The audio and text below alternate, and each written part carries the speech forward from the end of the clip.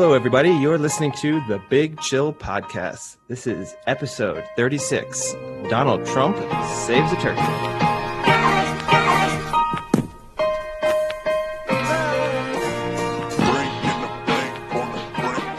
Good evening, gentlemen. Welcome to Thanksgiving week. Do you guys have Thanksgiving in Europe? We gave you Thanksgiving. Yeah. We sent a load of zealots. We sent a load of zealots on a boat, and that's why you celebrate the holiday. Yeah, I mean, technically, it should almost be more of an English holiday than it is an American holiday, because you broke ties with that group of people. How many Americans do you think believe Thanksgiving is a world holiday or world celebration? I'd say very few. Really, I What's usually very with few? Americans, usually with an Like Americans, 15%? depressingly high amount. Under 5%. I think it's higher than 5%. I mean, they call baseball the World Series, and it's just America. Oh, that's but different, right? That's not why they call it the World Series. Yeah. So they call it the World Series because I think it was the New York World or whatever was the original sponsor of The World News. The World News, yeah. The final of the baseball season, and so it was called World as like they were the sponsor. So it could have been the Gillette series, hypothetically, right? And then after they went defunct and no longer sponsored it, they thought it just had a good ring to it, so they kept it. Okay, But that is so. Baseball is, you can defend baseball calling itself the World Series. You can't defend the NBA calling the winners the world champions. And I don't care about NFL. They call them the world champions, but we all know that like whoever wins the Super Bowl would have beaten any football team from anywhere else on earth. So I'm okay with that. But basketball and ice hockey, it seems a little bit iffy. Oh wait, I don't think world hockey champions. calls them the world champions. They usually call them the Stanley Cup champions. And they probably do that because of what you're saying, because they understand that there are pretty competitive leagues, at least in like Scandinavian countries, Russia. Yeah. But definitely not basketball. They're arrogant. Okay, that's a pretty good question then. In which competition, let's go straight into it here. I mean, in which competitions do you think an American champion team, or Canadian, could be beaten by a non-North American team? MLS. They don't even call themselves champions. They just call themselves MLS winners. Lucky losers. The best of the worst. I mean, look, theoretically, baseball. Unlikely, but theoretically, a Japanese. I don't know. A Japanese or Korean Japanese team. and the Cubans? Oh, what can beat them? Okay. Yes, agreed. Could it would be the World Series champions would be heavy favorites, but there is a scenario in which they lose to like the best Japanese team or best Korean team or best Dominican team or something. Like it's possible. Unlikely but possible. Ice hockey possible. Yeah, I think ice hockey could be, especially a really good KHL team, the Russian league, because a lot of the players in the KHL, they'll play there for a few years and then come over here and be top draft picks. But, so they already have some of the top talent playing for that team. And you combine that with some of the later stage players where kind of towards the end of their career, and instead of trying to grind it out in the like third, fourth line of the NHL, can go over there and make almost, if not more money. So they have a good mix. Like the top KHL teams are pretty competitive, and maybe like the top Swedish team, and especially because it's the rink is a little different size too. So if you factor that in, it's kind of like the whole Mystery Alaska. You ever seen that movie, Mystery Alaska? No. Oh, you never saw Mystery Alaska? No. Oh, come on. It's where the New York Rangers go to play this like Alaskan pond hockey team. And they set up like, so it's like they're not playing in like a regular arena. They're playing on like a pond hockey. We've had 2 episodes specifically dedicated to sports and TV, like TV movies. And yet you've yet to mention this. So I don't know why you thought. No, I think I mentioned Mystery Alaska in the first thing. Russell Crowe's in it. Oh, the gladiator himself. Yeah. Does he reprise his role as Maximus? Maximus the Cold. He calls his team like Commander of the Felix Legions of the North. You know what As a I've whole, done though? I've just given Frank the floor to talk about ice hockey again, and I'm yeah, really that was a regretting it. mistake. Yeah, Yeah. I'm done. All right, and that's it for us today. See you later, everybody. And then I think that's basically it, right? Like American football, NBA? NBA, yeah, NBA possible, unlikely but possible. Where? Or like a Chinese team. A Spanish team or a Turkish. No, Chinese basketball is atrocious. I encourage you to go on YouTube and watch it. It's really funny. But and like I mean, you get like Jimmer Fredette going over to the Chinese league and scoring like 60 points a game. So that kind of shows the level that it's at. But I mean, you could give the example of the Olympics and the World Championships, right? When the U.S. has lost, and that was the best U.S. team. You know, like a high Oh, I remember that. high level players. yeah, although the teams they're playing against usually have like 2 or 3 NBA players, right? So It's true. but the best Spanish team or the best Turkish team or sometimes the best French team or the best Greek team might have a chance, but highly, highly unlikely. Does the Greek team have Vasilis? They wish. Probably also, this is the thing, probably depends what rules they play by too, right? So Like street rules? Like call your own foul? 2v2, first to 21. yes, yeah. Call your own foul, take it past the 3-point line. American football, no way. No, I mean, the only scenario, I guess, the only argument you could make is if you, and I mean, I think this is the most ridiculous argument of all time. But if you tried, like, I hate when this happens every other year. I'm actually surprised it hasn't happened this year yet with the Jets. When they start going, would Ohio State beat the Jets? Oh, if they have. played? Have they? Oh, I haven't seen any of that. Oh, it's yet. been all over like the past 3 weeks about Alabama. Could Alabama beat the Jets? Oh, I haven't seen any of that yet. Thank God. It's the dumbest argument ever. But fundamentally, I'm starting to think maybe it's not the dumbest argument ever. No, Why is it dumb though? Like, is it just because it's such a mismatch? because you have to think that even if the Alabama, like, even if you think really, really highly of the player, like the team that the Alabama roster, say they get 30 NFL players out of their current group who keep a job in the NFL for more than 2 years. Then out of those, how many of them become legitimate starters? Let's cut it down to maybe 20. And then how many of those 20 become legitimate, like NFL, kind of, I say stars, but using the term loosely, you're maybe amazing if there's 10 of them, right? Like, who came out of that. And then you factor in that they're younger, smaller, not as fast. Like, they just fundamentally be overmatched. Like, you have to think that the Jets are all great college players who made it to the NFL.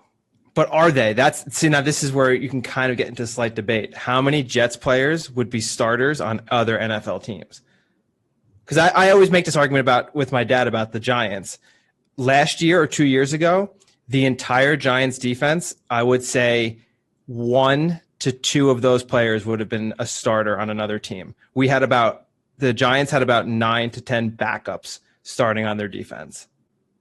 It's always hard to tell, right? Because sometimes, particularly with defensive players or with linemen, some guy is terrible for a little bit, then he goes to a better system, a better team, and then suddenly he's an all-pro player. Like, to me, it's very hard to judge that. But, I mean, take the Jets. Joe Flacco. You just drop him into college football. Is he the best quarterback in college football today? Probably. Oh. I mean, he probably is. He probably is dominant. You'd have Joe Flacco just throwing 70-yard touchdowns. It would be just, people would be, imagine the scouting reports you'd get coming off of Joe Flacco. But that, to me, I hate that every year when that pops up. I mean, I hadn't seen any of it this year, but every time that conversation comes around, I think it's just so ridiculous. But the only argument you could make as to who could beat a Super Bowl champion is to stay within America, but say, no, it's not an NFL team. It is a college football team. That you spin a scenario that if Alabama played Kansas City 100 times, does Alabama win once? Maybe. Well, I mean, let's take last year's example would actually be a really good one to compare. And if you took LSU, so LSU had 5 players drafted in the first round. That would just be that year. And then let's just go out 2 more years. So you have the seniors and then you have the juniors and some of the sophomores that were maybe starting. You probably have another 4 first-round draft picks. So on that team last year starting, you had anywhere from 5 to 9 first-round draft picks. Yeah. So that's a pretty good amount. Your quarterback is the number 1 draft pick who potentially was going to be rookie of the year. R.I.P. Dead, but he was doing well while he was alive. Can we quickly bring up Duke a curse on this one? Because how's that Duke a curse? You insisted we did a rookie of the year debate. 6 days later, he tears his ACL, MCL, and has structural damage to his knee. No, I refuse to take that. I'm going to give it a mild Duke a curse. But I mean, you also said, or is it Tua gets benched? Literally, he sucks. I mean, Herbert better be watching his back. Yeah.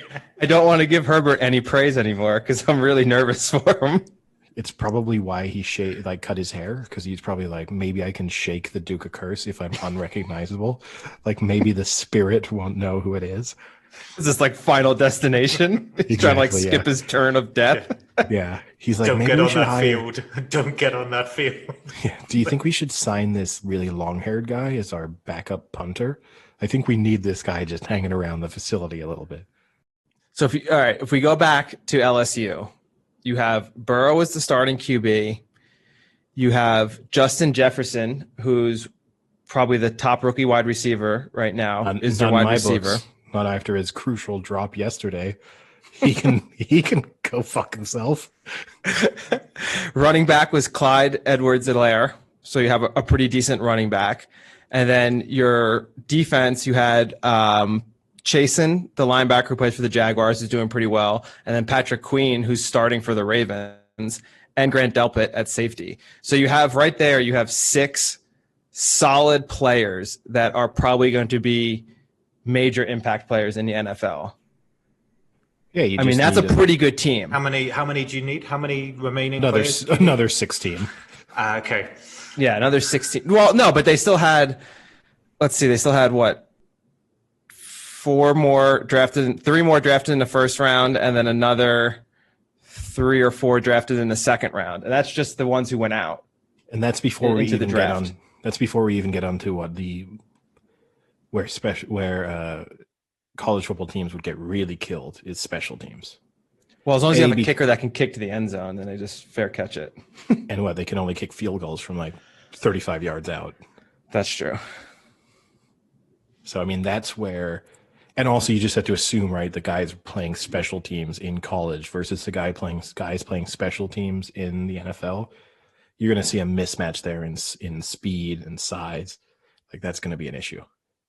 I just think if you took LSU's team last year against the Jets this year, I agree the Jets are decent favored, but maybe -5. 5 point I'd just like to see one year an NFL team get really tired of this argument and then just go, you know what, guys? We'll call out an exhibition. Let's have this game. Preseason. It'd be great. Let's go play this. And we're going to do this. And we're going to, like, money goes to charity or something. And especially you could definitely do it too if it was like an in-state game. You know, like if the Miami Dolphins wanted to play like Florida and they just did it that way. Could be a huge event. Yeah. And then just settle this debate fundamentally once and for all, because once one college team absolutely got their asses handed to them by a bad NFL team, it would be like, okay, this is over. Yeah, because that's how sports arguments work, Eddie. After the first time it's settled, no one ever re-argues it again. It never gets brought up. It's kind of hard. I'm sure. It's kind of hard if you're like, well, it finished 73-3. We'll get them next time. No, because 2 years later, so I'll be like, well, that was a shitty team when you look back on it. Yeah, okay, sure. But maybe talking about bad teams, an opportunity for us to speak about two teams that supposedly played their Super Bowls this weekend. And what we found out is those two teams are just as bad in the Super Bowl as they are in regular season games. Listen, I will actually slightly defend the Jaguars because I watched a good portion of that game, and the first half was a lot closer than it ended up being. And there was a point where the Jaguars were about to go up a touchdown, and then idiot Jake Luton had to try to do anything more than just hand the ball off and threw a pick.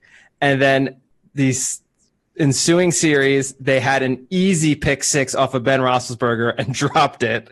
And then they scored, and then they drove down again and then lost the ball again. Like, it was, had the first quarter played out slightly different, I think the Jaguars could have been up at least a touchdown, and it could have completely changed that game.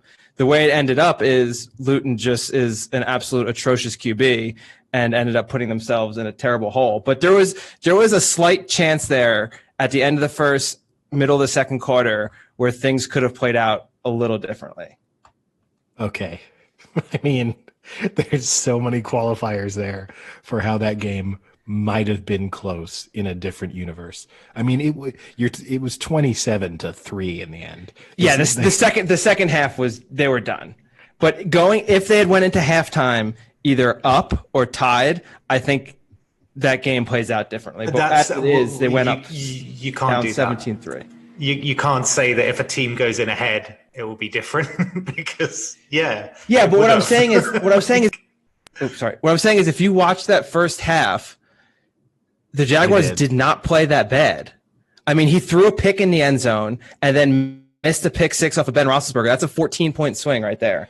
But don't you think, Frank, that fundamentally all you're saying is that any team in the NFL can put together a couple good drives or put together a good quarter, but the thing that separates a good team from a bad team is putting together several good quarters and definitely not putting together, like, having a horrific one. So you're basically like, well, if they played their best for 4 quarters, this game could have been close. It's like, if they played their best for 4 quarters, they'd be the Kansas City Chiefs, but they're not.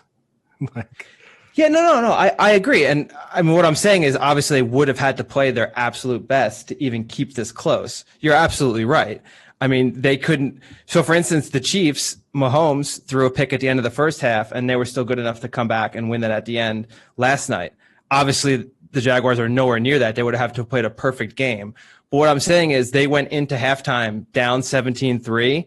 There was a very possible chance that they could have been going into halftime up 17-3. And I think that puts a full different spin on it. You are putting a 34-point swing on this game. Yeah, because all right, listen. All right. Well, actually, it probably would have been like 17-10. All right, they were down 10-3. They were down 10-3. Frank, you've told us, we've gone over these plays now. You've done it 3 times, and I watched the game, so I understand what you're saying. But you could do this for basically. I could justify them never being wrong on an NFL game because I'd be like, well, usually do. If they didn't have that blocked punt, if they didn't turn the ball over that time, if they didn't do this, if they didn't do that, like, yeah, most NFL games are decided by 6 to 10 plays fundamentally. And yeah, the Jags got all 6 to 10 of those wrong. That's why they're terrible. Yeah, I understand that. Well, first off, let me strike back on your comment. Every week I have to hear, well, I made the right pick, but the team just lost. I have to hear that every week from you. Not always. Yes. So you do that all the time as well. No. Second of all, no. Here's the difference. I will like, for example, take the Vikings Cowboys game. The Vikings clearly the better team and should have won that game. No, but Dallas won, didn't they? It was 3 to 4 plays that changed the game. Yeah, no, you're 100% 3 to 4 plays right. that the Vikings didn't do right. You're not. The difference is that, say, with that one versus me getting wrong, Baltimore, Tennessee, like my opinion on Baltimore is just fundamentally wrong at this point. Like, not that I thought they were very good going into that game, but they are just not a good team.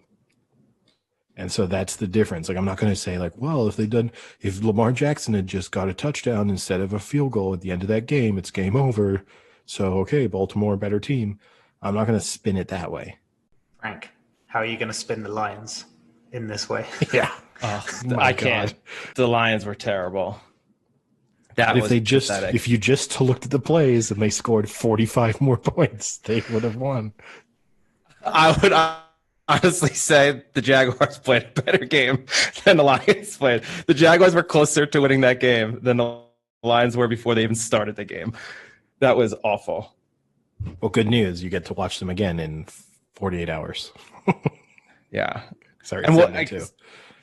So we'll get into this a little later because I think it'd be cool to talk about, like the Thanksgiving games and the tradition and all of that.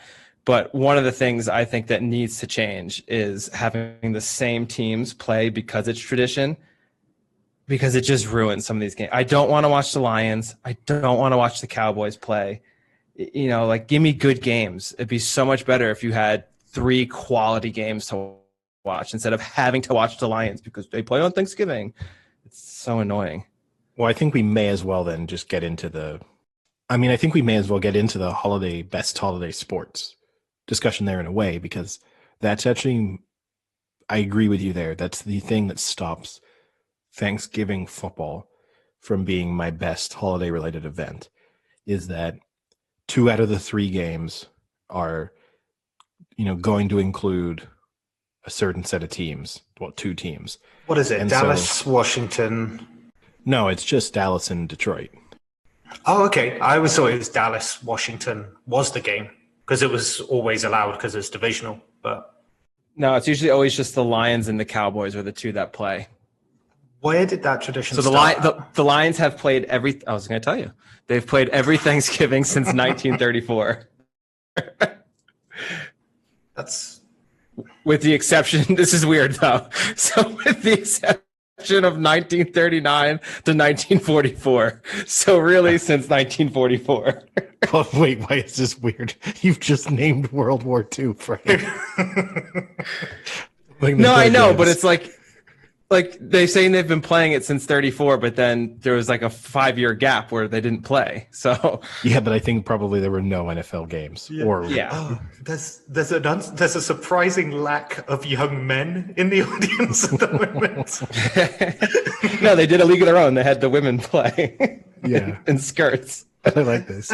You'd be like looking at it being like, Bayern Munich have dominated the German league apart from 1914 to 1918, where they won nothing. And the Cowboys have been playing since 1966. Okay, better one. Why? But why did they? Like, I thought there would be a reason. Like, I don't know, like the Cowboys. So do for a the traditional Cowboys, thing. yeah, for the Cowboys, it was because they were really bad and they couldn't draw fans. So this was one of the gimmicks, was that the manager begged the NFL to schedule a Thanksgiving game so they could get a popularity boost. And apparently it worked. They sold over 80,000 tickets their first Thanksgiving game. And then since then it was kind of, I guess, just stuck and they let them keep doing it. I don't know why the Lions, but I know that for the Cowboys. Lions, same thing. First owner of the Lions, George A. Richards, started the tradition of the Thanksgiving Day game as a gimmick to get people to go to Lions football games and to continue a tradition begun by the city's previous NFL teams. So yeah, just as a marketing ploy. And as a result of that, we are all forced to watch them every year. But I agree, to me, because we were obviously discussing, is Thanksgiving Day football, is that the best kind of holiday related sporting event? And I really like Thanksgiving Day football. I've got 2 problems with it, 2 reasons why it's not my number 1, or 2 reasons why other events beat it. So the first is that you aren't guaranteed necessarily any great games. And this year is the best example of that. I mean, the Steelers-Ravens game is good, although not as good as it might have been because the Ravens don't look great.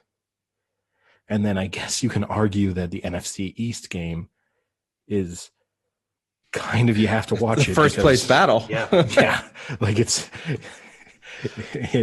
Yeah, they can sell it that way, and you kind of need to pay attention to that because one of them might end up being a playoff team. So there's that spin. But But for me, the other game is a battle of my 2 favorites. favorites, the Lions versus the Texans. Yeah, no, I mean, Oh my God. What a Thanksgiving Day present that is for you. Christmas literally came early for you. I cannot wait. You get to have Texans one of your making their playoff run. Oh wow, for 2022. Yeah, putting in the bid early, getting all the primaries in. This is just preseason for them now. But that's my first reason why it is. And my second reason, I think it actually gets beaten by sporting traditions that fall like the day after the holiday. So the big one being in England, Boxing Day, which is still a bank holiday. Yeah. So you're still not going to be at work. So there's which fundamentally, right, most people don't go to work on the Friday after Thanksgiving either. It's not a holiday. I used to work in a bookies, Eddie. I mean, it was the polar opposite for me. No, but most people don't go to work on Boxing Day. Oh yeah, for sure. I'm just messing, but I know where you're going with it. But to me, in a way, that allows you to focus like the Thanksgiving or Christmas. Like I think people would maybe enjoy it more if Thanksgiving you just focused on eating the meal and kind of spending time with your family. Obviously, unless you hate spending time with your family, but you do that. And then the Friday when you're kind of recovering from your holiday and you're relaxing at home, then you've got 3 NFL games to watch. And to me, that's what's great about Boxing Day is you have the Christmas Day, you spend time with your family, you eat too much, you drink too much, you kind of have that all. And then the next day you wake up, you don't really want to do a lot. And you've got football on, horse racing on. And to me, that beats it in that respect is that the timing on as like the hangover day of entertainment is better than kind of getting in the way of the real festivities. Yeah. Did you have any Christmas traditions? Like for me, when I was younger, I used to go out on Christmas Eve and get absolutely wasted, and then have the worst Christmas day. And then you were like 10. When I was younger, I said not when I was young. How young? Yeah. 11, 12. When I was 7 and 8, we used to get wasted on eggnog. Also, you say tradition as if like it's a family tradition. No, so we had to. So actually, it's kind of become one with my family. Though we go to the pub, like our local pub, and we get absolutely ruined, or at least kind of the men do, I guess. And then we just have Christmas Day. It's always like a family. Christmas Day is family. Boxing Day, I always consider like friends because of the amount of sport. Like going on to what Eddie was saying, in the UK alone, so Frank, not even including like Irish racing, French racing, anything like that. In the UK, you've got usually about 11 to 12 meetings on the day. That's crazy. And you get to this point where there's a race in the afternoon. So what is it, between like 11:30 and 3:30, going off nearly every 5 to 10 minutes. Like are there even 11 jumps horse racing tracks? Yeah, there's tons. Yeah, there's, I'd say maybe in England, maybe more. Yeah. And plus, you've got some all-weather racing too, I think. Yeah. But I think the other distinction too is there's high-quality racing. So again, it's not just for sure. Here, watch Christmas this bad. Yeah. It's not Boxing Day. You've got the day off. Here, watch some crap horse racing because you got nothing better to do. It's like, oh no, here's a couple of the best races of the year for jumps racing. So you should go out of your way to watch this if you have any interest in horse racing. Yeah. Referring to the Christmas meeting at Kempton, of course. It's fantastic. What, Christmas hurdle, the King George. So it's King George Day. I'd say King George, right? Yeah. But for me, and doesn't the Premier League have matches too? Yeah. So the Premier League does it the way that Thanksgiving sport in the US does it, where it's got like kickoffs, live coverage kickoffs staggered throughout the day. So like the first one starts maybe around midday, and then there's an 8 o'clock kickoff. So you've got like 4 games going through. So yeah, for me, not being American, like the Boxing Day UK is unbelievable in terms of like holiday sport. Don't know what's your preference, Sam, from footballing perspective? Because it kind of ties into the same concept for me, which is the hangover recovery sporting distraction. Not that I get horrific hangover. I'm just saying like I'm getting hangovers in like the day after. Boxing Day or New Year's Day? Because obviously New Year's Day you also have football, and it's another nice doing nothing, sitting. You just sit at home, and you've got 6-7 hours of sport to distract you. I actually usually am at the horse racing on New Year's Day because there's a traditional meeting at Exeter, which is near where I'm from. So when I'm down with my family, we sometimes go up to Exeter for New Year's Day. Usually it's pretty good racing. There's like 1 or 2 cards that Exeter has. Exeter's one of those kind of race courses where you'll see someone like Bristol de Mai go off at 1-6 in like the first couple of races of its season or something like that. So it's a pretty good test to see what it's doing. But so usually one of my traditions is going to Exeter.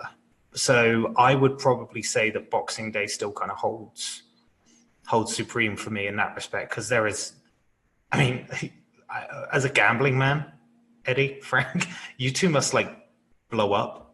Like there must be a part of your brain that just kind of like explodes that you can't keep up. Well, what I love about it is because I like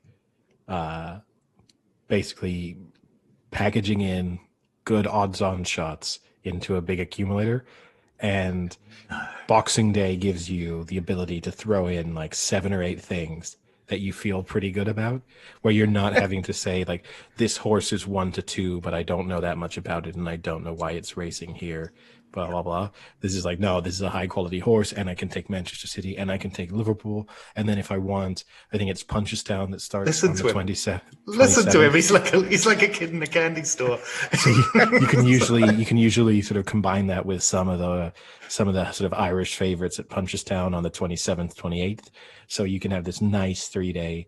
And then if you've really hit it well, you've also combined maybe 1 or 2 teams from Christmas Day in the NBA. So you have a nice like 4-day festive period that you've just packed them all in.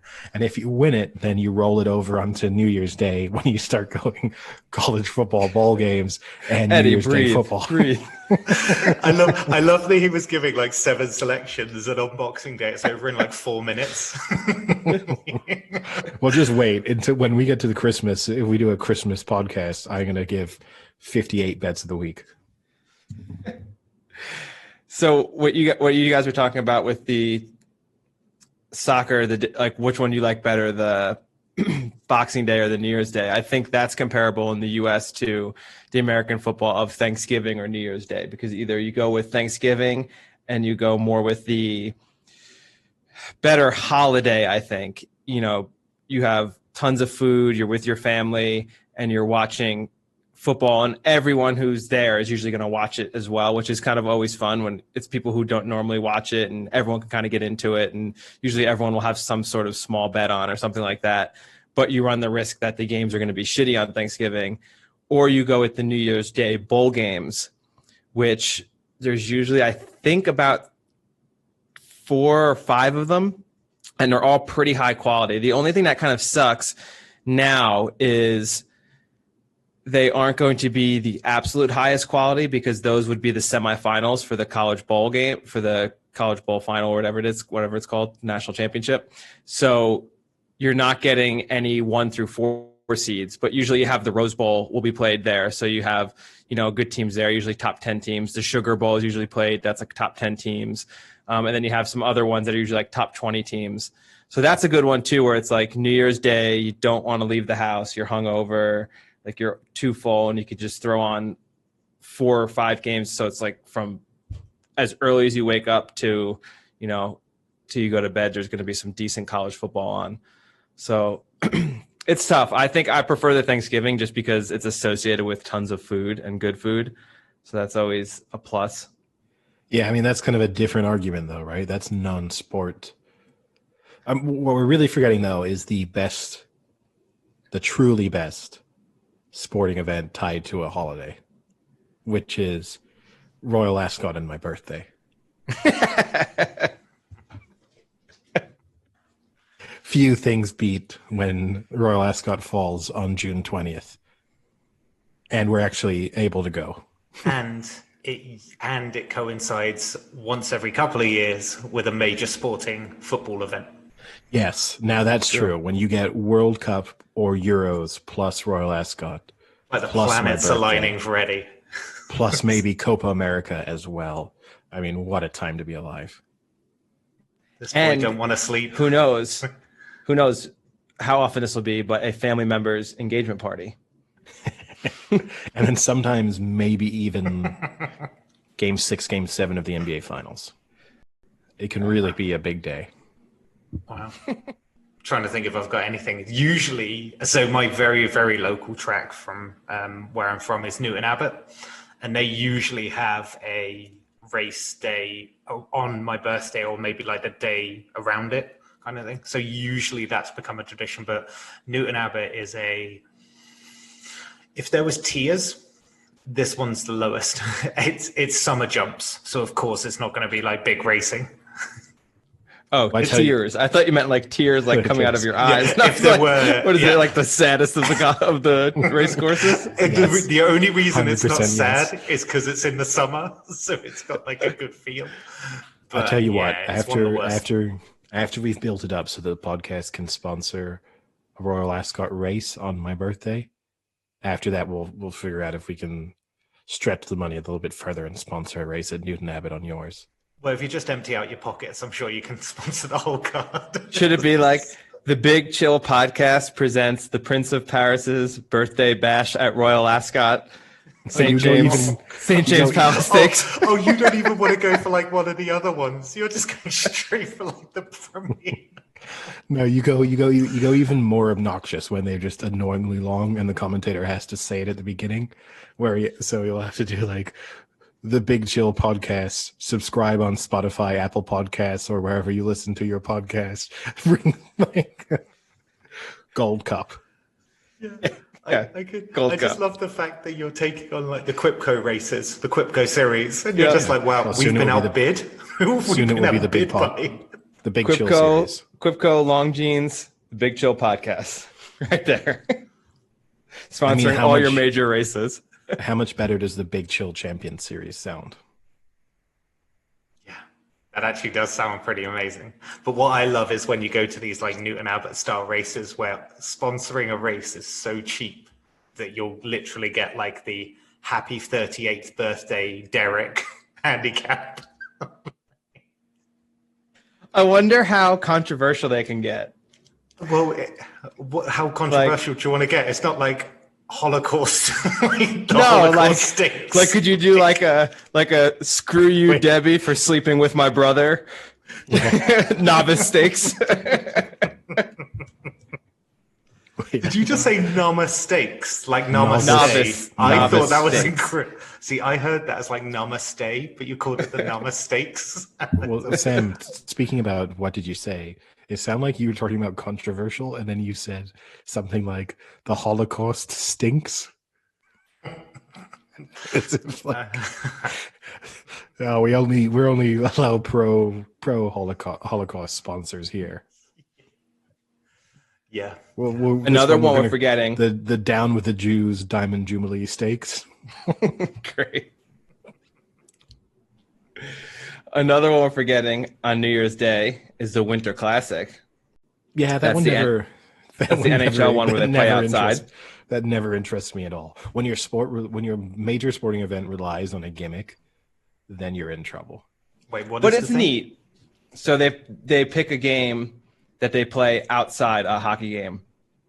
So they'll pick like a stadium, an outdoor stadium, and they'll put the rink in the outdoor stadium, and it'll all just be like, whether it's raining or snowing or something like that, they'll play outside. Rain obviously can't have very much, but crazy, isn't it, Sam? I don't really get it. Like I get what they're doing. It just doesn't seem wild. I think it's just neat because it's kind of a lot of those players grew up playing outdoor, like on the pond and things like that. So it's kind of bringing you back to like childhood. Kind of like a back to basics, back to where it all began, like Mighty I'd Ducks. be way more interested in it if they literally played on a pond somewhere. If it was like really Eddie, good thing you said that, because they're contemplating trying to figure a way to play on Lake Louise, which would be absolutely amazing. Because let me tell you, I've played hockey on Lake Louise before, and it was one of the highlights of my life. Okay. I mean, but I'm assuming they're going to build. I don't want to see 50. I mean, I guess maybe they're planning on doing this year, right? Because there'll be no one in attendance. That's kind of why they were throwing it out there. But then it also kind of caught on. Could they build some sort of structures off of the rink that people could actually watch in a future one? Because obviously you can't build things because you can't build on the lake. You can't put, What, like, essentially it just becomes a giant game of like Buckaroo or Jenga. Like, how much can you put on? Like that penguin game where you break through the ice. Yeah. Don't break the ice. Yeah. No, to me, I would find it kind of charming to watch them just play on a pond with like no one in attendance. That'd be cool. I'm less interested in seeing it with 25,000 people on temporary structures around them. Yeah, I mean, even if they were, they probably have to be far enough away that it would look like there's no one watching. But one of the good things about the Winter Classic was, I think it was last year's. I mean, I can't remember. I'm almost positive. One of the players, so they usually play inside a smaller stadium, but a hockey rink is obviously going to be much smaller than a football field. And I think this was the one they played. It could have been the one they played in Michigan. I can't remember. It was Dallas. I forgot who they played. But anyway, so the player from Dallas got ejected from the game, but the walk from the rink to the tunnel of the stadium was a good 4 to 5 minute walk in ice skates. So he got ejected, and then he just had to like slowly walk to the tunnel while everyone just kept booing him for like 4 minutes. Oh. And there's these great memes of them playing like the Curb Your Enthusiasm music as he's walking off. It's really good. What's the film with Will Ferrell, Blades of Glory? You know, when they're going through the mall? And they just start trying to get through on the skates. Yeah. Now here's a question kind of tied to this in a way. Frank, do you think that the Monday after the Super Bowl should be a national holiday? So the two in America that people always debate is the day after the Super Bowl and the first day of March Madness. People always want as national holidays. So my issue with the day after the Super Bowl isn't it just a little bit easier to make the Super Bowl a Saturday? Like, I don't get it. That is a fantastic question. Rather than like fundamentally changing the business relationship in America, surely just make it a day earlier. I know they like to call it Super Sunday, but still, is it that big of a deal that you change it to the Saturday? I guess maybe for the host city, you make more Monday. I turned into Forrest Gump for some reason. Jenny. Best two-sport athlete ever. Yeah, exactly. Couldn't shake him from my mind. But I guess you maybe make more money by it being on the Sunday because people arrive like on the Friday and then they don't leave till the Monday. Whereas if you made it a Saturday, people would come in maybe even Saturday morning. They're out Sunday morning. And then maybe that argument works. But yes, you're right. Especially as one of two needs to happen soon. Especially as the Super Bowl has more and more global appeal. The fact that it takes place, like for the two of us, the fact that it kicks off, in the middle of the night makes it a little bit harder to watch. Whereas if it was a Saturday, it would be like, well, no big deal, just Saturday night out. Yeah, when I lived in Paris, it was a mandatory Monday holiday for me. The thing I think though, talking about the first day of the March Madness, I think people would find March Madness less appealing if you actually turned it into a holiday. Like, I think that part of what's nice about March Madness is like you're at work and the games start and you're kind of like trying to keep up with the scores and there's a lot of stuff coming in and kind of the distraction. Make it like a challenge. Can you get your work done and find out who the upset was? Well, it's like when they CBS, right? When they're streaming it, they have that button so that you can hit like the tab button and it flips from the game to like a spreadsheet. Yeah. So that if you're watching, Wow. so if you're, so they have like a fake spread, they have like a fake sheet with like charts and graphs on it, and so you can if you're watching it on your browser at work, you can hit tab and it will just flick to that, so that if someone comes by, it at least looks. Although I like the idea of like, hey John, why have you flipped to a spreadsheet?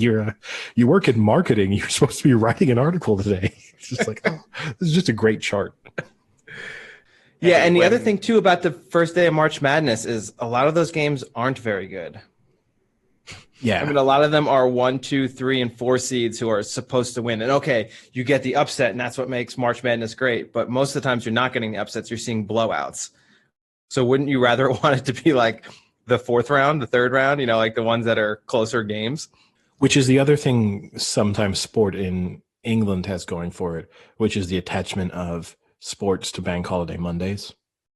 So the idea that you'll consistently have this as a Monday off, and then they'll plan on having football or horse racing or whatever it is, or rugby on that day. So you get to combine your day off with good sporting events. And usually it is that like they've thought about it as well. So most games, because public transport kind of semi-shuts down on like bank holidays in the UK, they try to make all the games derby games so that you don't have to travel that far to go to like a stadium or something like that. So they do think about it. It is really good.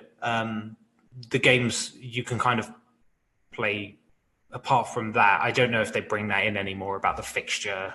I don't think that's a thing anymore. I know it used to be for me in lower league because Torquay always used to play Exeter or Plymouth, but it's ridiculous. It's not like you can walk 20 miles. It was still tough to go to, and they were like, well, it's local. Really? Unless I get like horse. Which would be possible in that area. I'm actually building it up to be like some sort of hub of like sport. It's like, no. I think our nearest team of any sort of decency would be Bristol. Probably Bristol City. Plymouth used to be. Yeah. I mean, I guess rugby, you've got Chiefs. Exeter Chiefs. They are probably the best example, just going off topic, they're the best example of why promotion and relegation from the rugby premierships would still be a thing, because they wouldn't be there if it wasn't there. So it's a good example of how it isn't a case of just one team getting promoted and relegated. Like there are teams that can survive, and Chiefs are now dominating basically. So I don't have many. This is the only, I guess, interesting one I could find is some of the best games ever played during a holiday. And I just thought this was quite ironic. Wilt Chamberlain broke the NBA scoring record on what holiday, do you think? I mean, Wilt Chamberlain. Okay, so I mean, this is so Martin Luther King Day. No, but think about Wilt Chamberlain. What do we know about Wilt Chamberlain? I don't know. So that's not a giveaway. I'm going to go Labor Day. What does he famously say he's done in his outside of his basketball career? Yeah, but I'm trying to think of what the holiday is that ties into that. There's not that many holidays in the US. I mean, we could just keep guessing here. It's not like a day off holiday. Wilt Chamberlain broke this career NBA National career scoring Women's record Day? On Valentine's Day. Oh, okay. He's famously slept with a lot of people, Sam, for context. You didn't know that. Okay. So he's breaking records and breaking hearts. Yes, exactly. Yeah. I thought that was pretty interesting. That was really the only one that was kind of cool.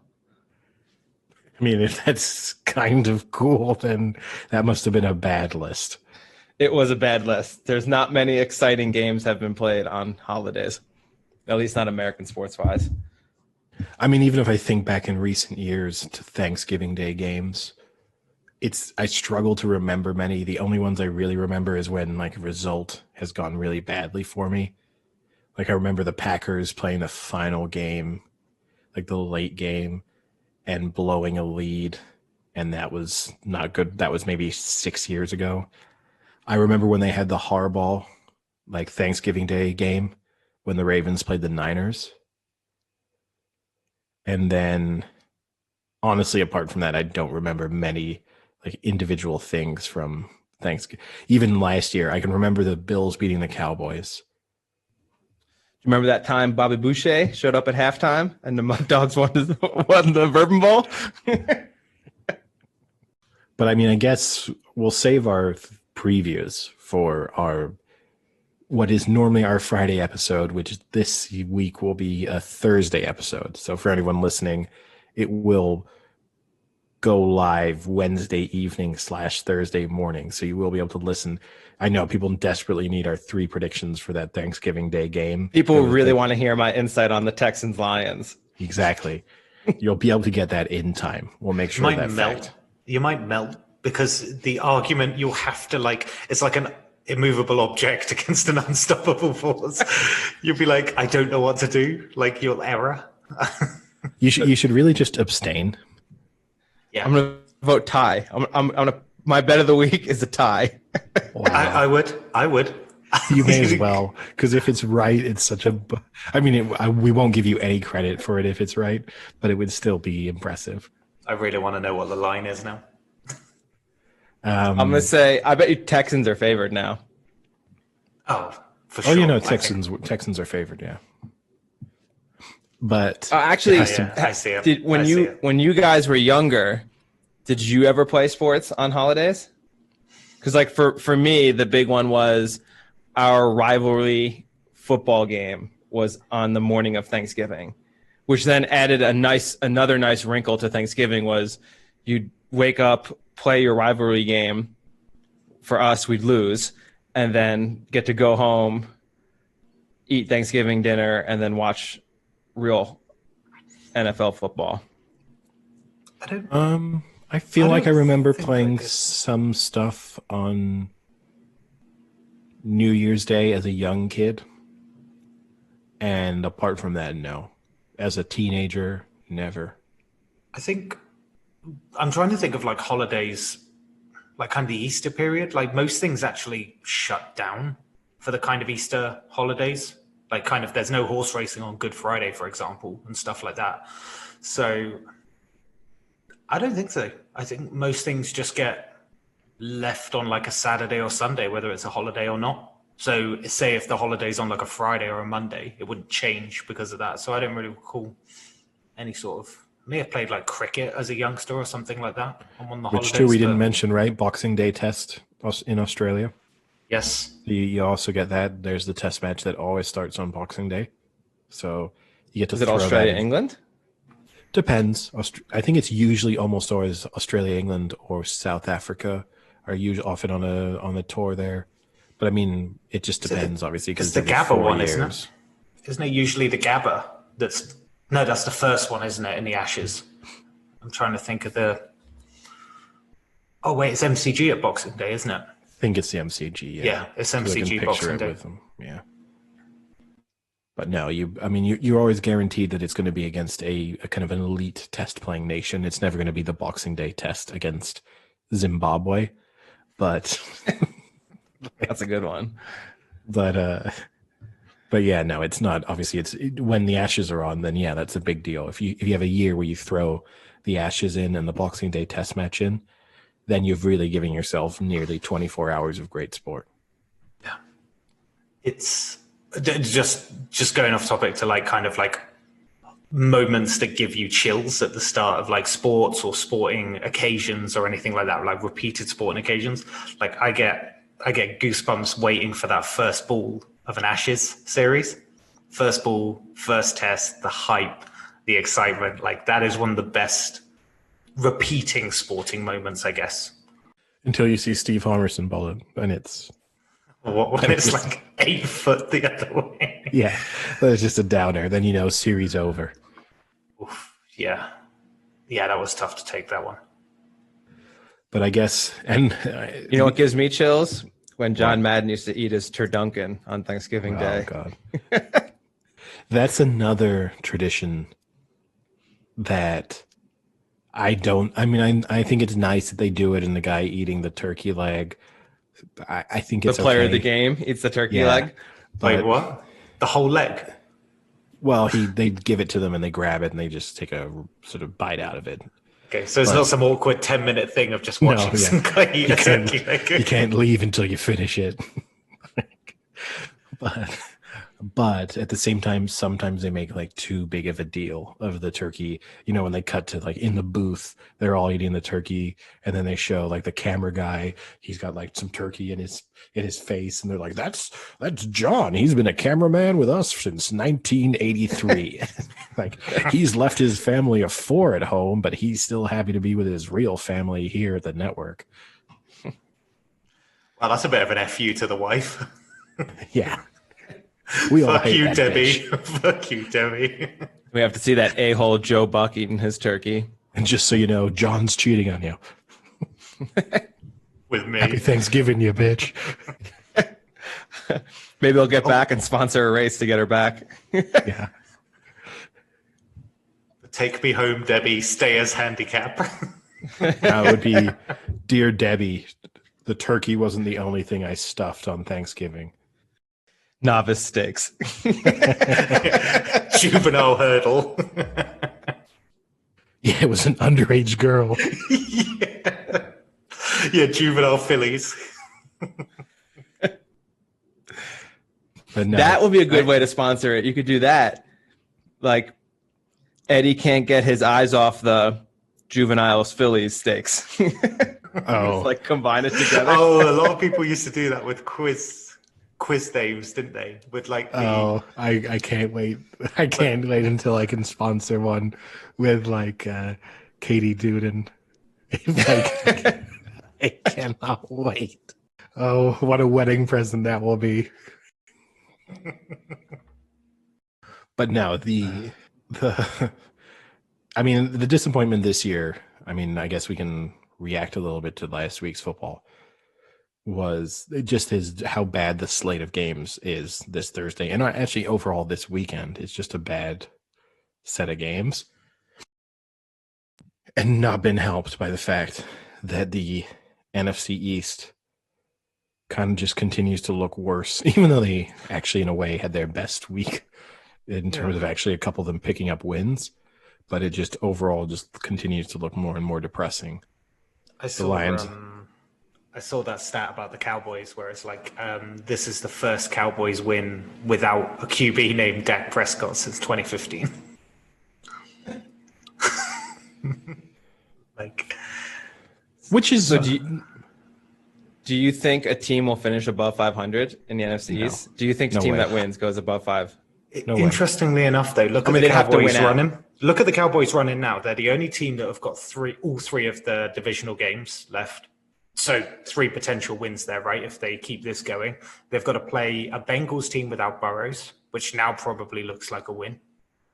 And then they're playing a 49ers. I mean, is there a chance there that they could pick up 4 wins? I mean, I'll say this genuinely, even as bad as I think the Niners are, I'd be really disappointed if the Niners lose to the Cowboys. Oh, but I mean the other 4 games, because I agree with you. A Burrowless Bengals and 3 NFC East opponents. So yeah, I expect them to beat Bengals without Burrow. I don't expect them to beat all 3 NFC East rivals, just because I don't think they're good enough to just, like, I think all of the NFC teams are actually semi-competent. They're bad, right? None of them are good, but none of them, they might all be in the worst sort of 6-7 teams in the league, but they are all kind of shown glimpses of being capable. The Giants look okay. They're able to score points. They keep games kind of close. The Eagles have a lot of talent. It's just that Carson Wentz is mentally disabled. Washington is showing itself to be like sort of feisty. Yeah, like pass defense as well. Feisty. I mean, what else you can describe them as? What a description for a football team. They're kind of feisty, I guess. I mean, here's the other thing too is, I mean, does anyone want to play Washington? Clearly cursed if you're a quarterback. Yeah. I mean, I'm sitting that game out. Yeah, I'm just sitting that game out. You might get teams benching their starting quarterback against them just to avoid the possibility that he gets injured. Yeah. Oh man, that Finley, their replacement, that was one of the worst performances I've ever seen in football. He had a 0 QB rating, Sam. 0. So I saw his stats. It was like 3 for 10. He played a whole 30 half. yards. Had a 0 QB rating. Well, here's the real question.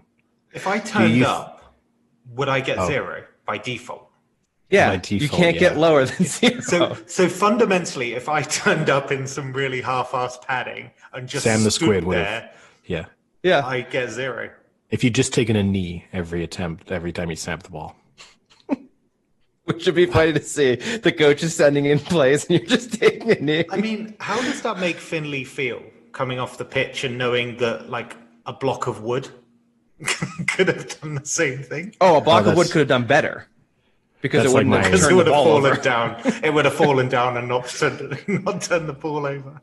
I had a teacher in high school. We took practice exams for the IB, which was the International Baccalaureate, like the equivalent for anyone who's done A levels in England or the AP exams in the US. And so we did this practice exam that he then graded just to see kind of where we were. And it's marked out of 7. And you fundamentally, I think it's almost impossible to get lower than a 3. I think you get a 2 just for turning up. And he handed them back. And so he's handing them down back face down. And this one kid turns it over and it's a 2. And he's like, the kid looks and he goes like 2 out of 7. It's not that bad when you think about it. And the teacher goes, you get 2 points just for turning up. A dead fish could have got the same score as you. It was just such a wonderful assessment of one of your students' capabilities. I mean, that's impressive. That's seriously impressive. It's almost like in the A-level equivalent, you've got A to F, but then you've also got U. Yeah. Like the fact that they have left out so many letters of the alphabet to get to that point. Like ungradable is basically if you just got up on your desk and took a massive shit on it. Yeah. Because it's ungradable literally because they can't use the pen.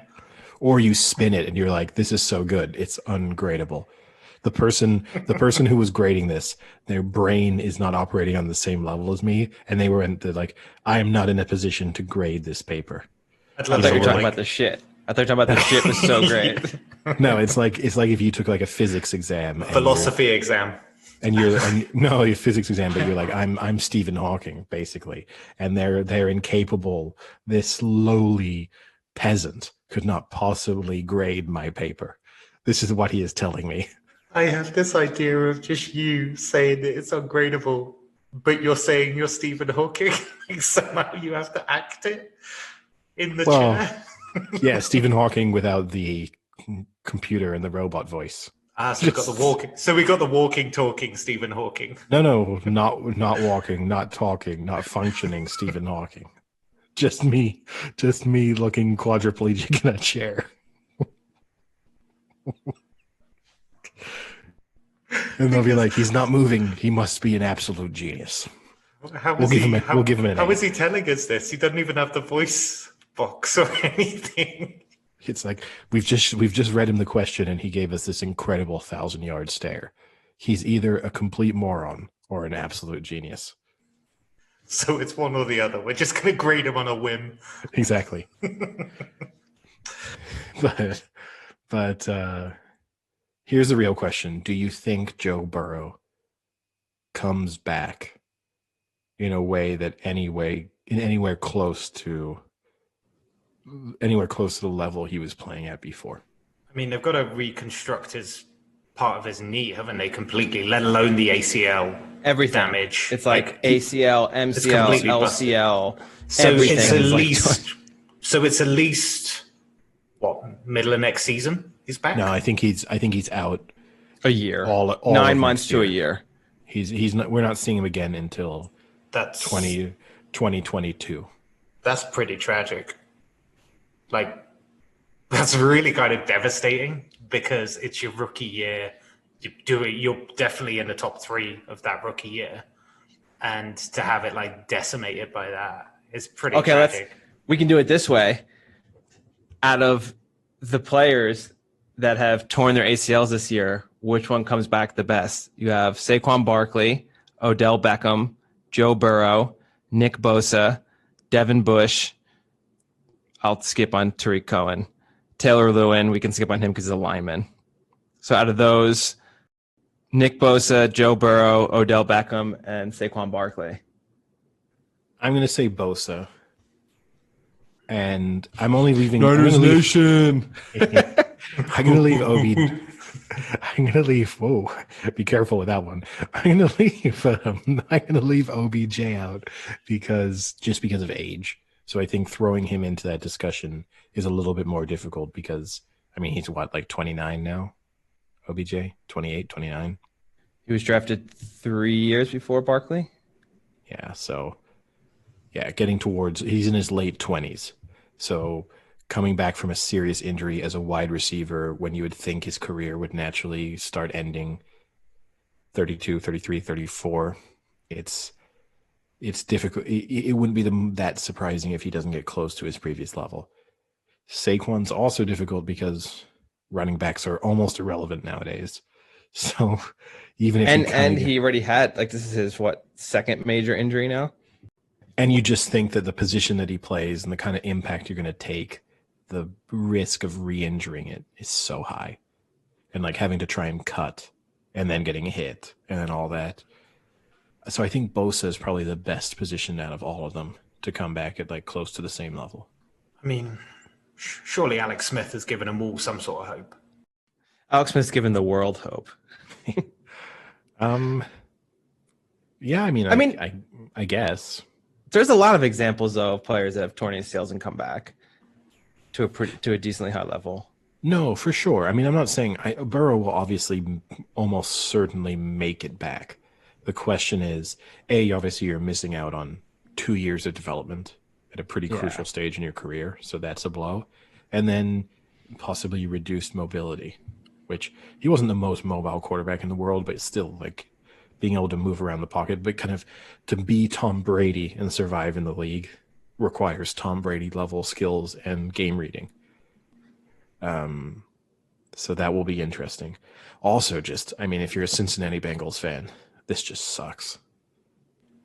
Yeah, because you had hope there that maybe you were going to be like kind of good within 1 or 2 years, and now you're realistically looking at probably not winning another game this year, maybe a 1 or 2 game season win season next year. The positive spin, I guess, you put on it is Joe Burrow's going to come back. 2 good drafts. He's going to come back with some good drafts. Yeah. 2 good draft picks. I mean, it's true. I mean, that could, who knows? I can't see him coming back. I mean, they say 9 to 12 months, but that was a horrific.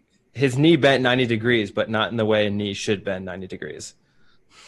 Or do the Bengals trade up, get Trevor Lawrence, and then just cut Burrow? You have Joe Burrow and Trevor Lawrence on the same team. Just platoon. Maybe.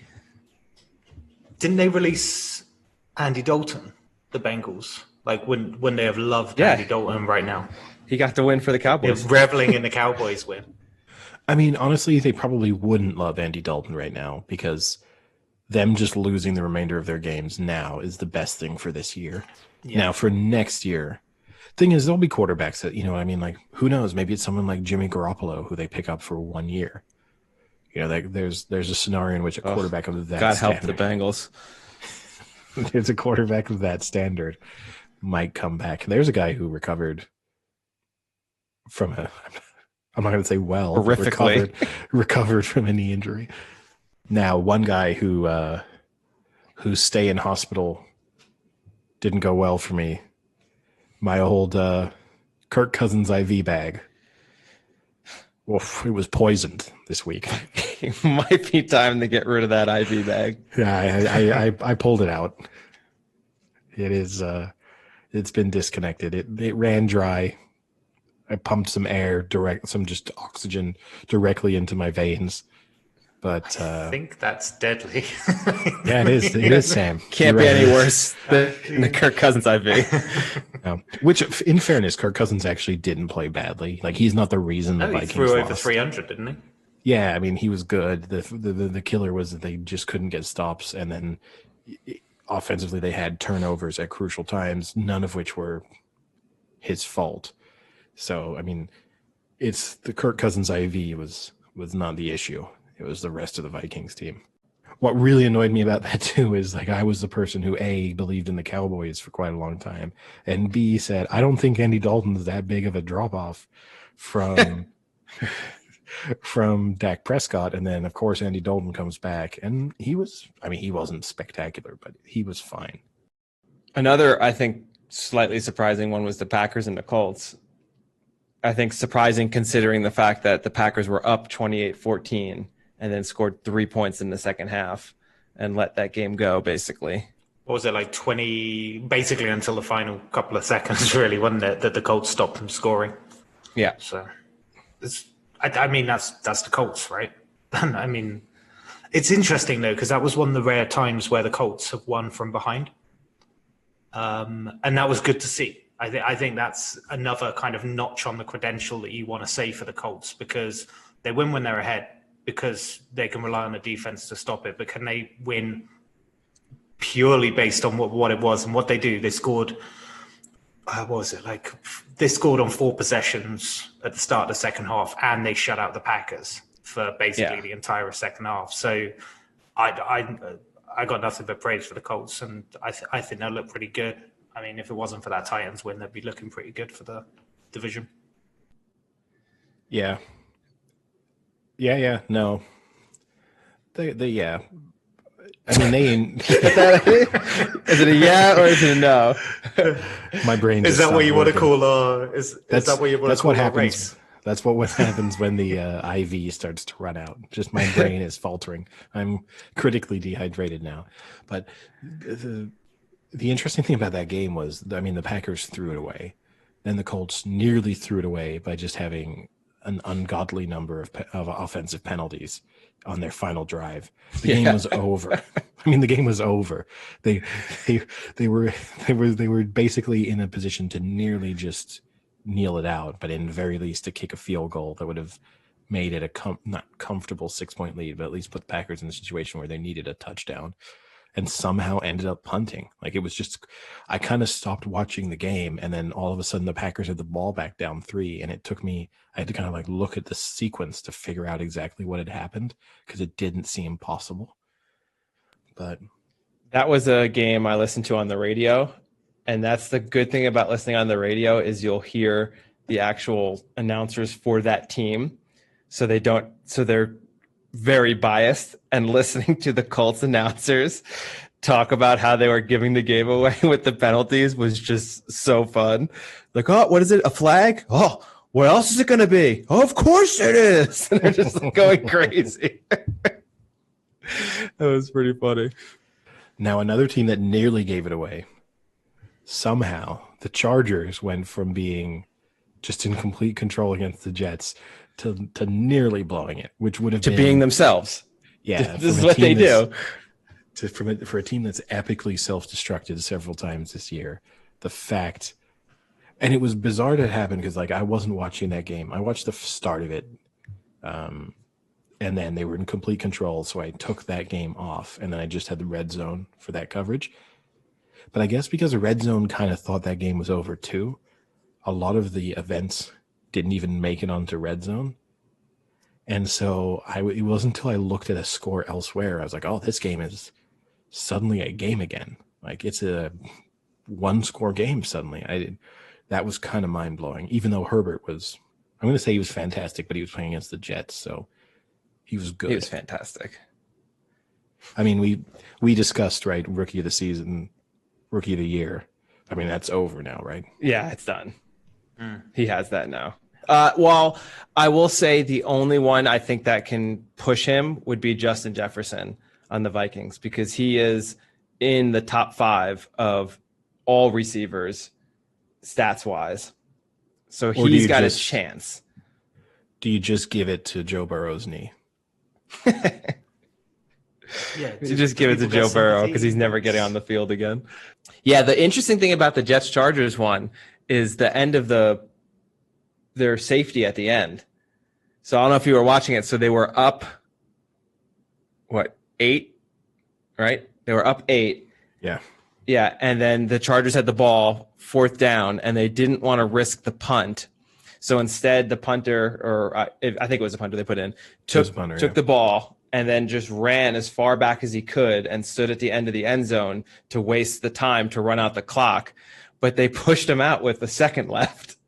So here's the thing is, he was an idiot because he literally just stood ran there. back If he and just stood on the line. He just stood waiting to be. If he just moved slightly, it would have been fine. And the smarter version of that, right, was what the Broncos did against the Dolphins, which is, okay, there was only 4 seconds left, but they had Locke just drop back, like snapped it to him in the shotgun. He just dropped back a little bit further and then just heaved the ball downfield, which ended up being a completion, which was kind of crazy. Which is but funny. Like fundamentally, which just shows how bad Locke is. Yeah. That he was purposely trying to not hit a receiver with the ball and still fucking hit his receiver. That just shows you how terrible Locke is. Yeah, his accuracy is so bad he can't even miss a receiver. But like fundamentally, that's the smarter way to kill 8 seconds. The only issue with that is I have seen, I think 1 or 2 times where a person has been flagged for intentional grounding, and then it becomes really bad because even if he wastes the timeout, you can't end on a penalty. So then the other team would get the ball back with a no time to play. If it was 4th down. Yeah. Which it was in both of those. Oh, yeah. Was it in the... Yeah, it's true. And they never mention this because I heard the announcer be like, all he's going to do is step back and just heave it. And it's like, no, they'll call intentional grounding. You have to be throwing towards someone. So you at least have to have someone running down. You just or step out of the pocket. You have to get outside the pocket and throw past the line of scrimmage. Right? One of those two, yeah. Yeah. But the Jets one was pretty funny because he still gave them a second left, and then they have to punt. But of course, the Jets being the Jets, they have 2 options. You can either fair catch it and have 1 second left to then throw it as far as you can, or just do some stupid like run the ball, lateral it, try and make something happen. But the guy just catches it, runs 10 yards, gets tackled, and the game's over. He didn't even get tackled. He kind of just gave himself up. Just fell. He just was like, nope. I mean, the epitome of the season, really, right? Oh, yeah, no, fundamentally. Not today. But I'm going to suggest, by the way, an official Big Chill bet that I think we should all place, which is that I think we should all place nothing significant, like 25 pounds on Ben Roethlisberger MVP. Yeah. No. He's dropped to 16-1 now. So 25 still returns 425. But I think if you play the remainder of the season out 10 times, he wins at the MVP once. It's a weird way to say that. I mean, I'm saying in a sense the odds are bigger than they should be. There's value in him at 16-1. Does he have to win the Super Bowl? Yes. No, it's a regular season award. Oh, it's sorry. Yeah. I mean, so voted before. He needs to finish he needs to, obviously they need to go 16-0. And he has to put in some stats. I think he needs to go 16-0 and put in stats, or he needs to go 16-0 and Mahomes, Wilson, and Rodgers need to have one bad game. And he's just 16-0. Because even if he goes 16-0, you have a Mahomes 15-1 with a much crazier stat line. You have to have the Chiefs lose maybe even 2 more games. Because even if Mahomes goes 14-2 and puts in a career best stat line, I think he's going to get it. The issue, the thing you have going for you is the Chiefs have a tough schedule down the rest. They have a tough schedule where I think either they lose at least one, or in the very least, I would be surprised if statistically Mahomes is incredible. Because you look at the remaining games, Bucks, Broncos, Dolphins, Saints, Falcons, Chargers. That's 5 good Saints defenses. Could give them, the Saints and the Bucks could give them some trouble. Even the Chargers kind of gave them a little bit of trouble. Now, here's the other thing, too, is, right? The Chargers just let up 28 to the Jets. But here's the other scenario, too. You go into week 17, the Chiefs are locked into the 2 seed. The Steelers are chasing the 16-0. Mahomes doesn't play. Ben won't Big play. No. Wait, you think Big Ben won't play if they're 15-0? No, I don't think he'll play. Oh, that's ridiculous. Why would you risk that? Why would you risk getting him hurt? For 2 games. So you can be the New England Patriots and go 16-0, make it to the Super Bowl and lose? Or you be the Indian. Okay, let me flip it on you, Frank. Or you be the Indianapolis Colts, who were 15-0, lost their final game, made it to the Super Bowl, and lose. Like you can do it. Yeah, every and way. at the end of the day, they're still losers. Like, why would you risk getting hurt? The main thing is to win the Super Bowl. Who cares if you go 15-1 or 16-0? Oh, I would care. Well, Eddie, that's all you care about is stats. You're not a team player. We all know that. No, but that's the definition of being a team player. No, winning the Super Bowl is being a team player. I will sit out this game, guys, because it's more important that we win the greatest trophy there is than to get some statistical achievement. I mean, it's not a statistical achievement. It is. So no one's ever done it 16-0. So I was looking at it. So the Dolphins did it. Not since the league expanded. Oh. Yeah, so the Dolphins won all 14 in 1972. And then that's it. Yeah, since the league expanded, the closest has been the Patriots losing in the Super Bowl when they had gone 16-0 in the regular season. But no team has gone undefeated and won the Super Bowl, but teams have gone 16-0 in the regular season. Oh, yeah. The Patriots went 2007. Okay. Yeah. And then lost in the Super Bowl. But beat the Giants in the week 16 and then lost them in the Super Bowl. He will absolutely play. There's no way they are 15-0 and then they bench him. No. Not Mike Tomlin, not Ben Roethlisberger. No way. Yeah, you're right. Big Ben's not injury prone or anything.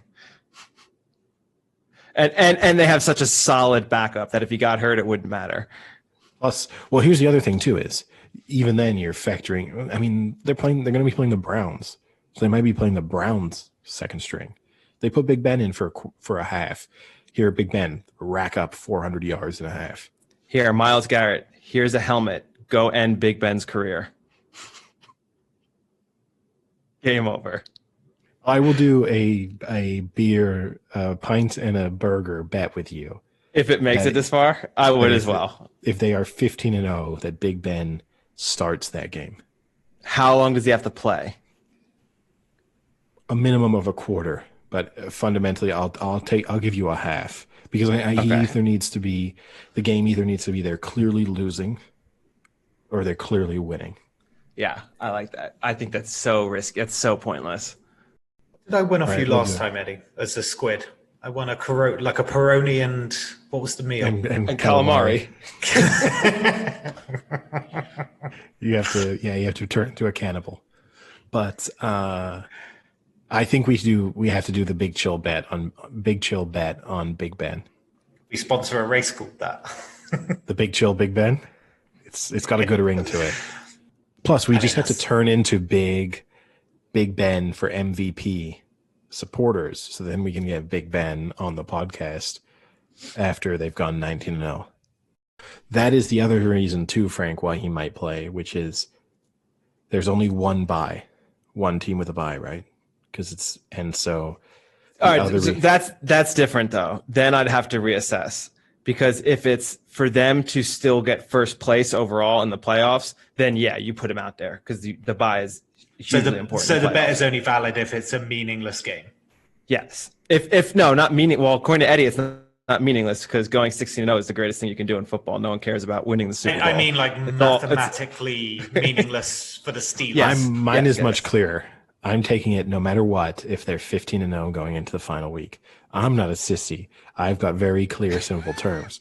Frank over there is going to be like, well, not if it's raining, not if Big Ben got out of his bed on the left-hand side that day.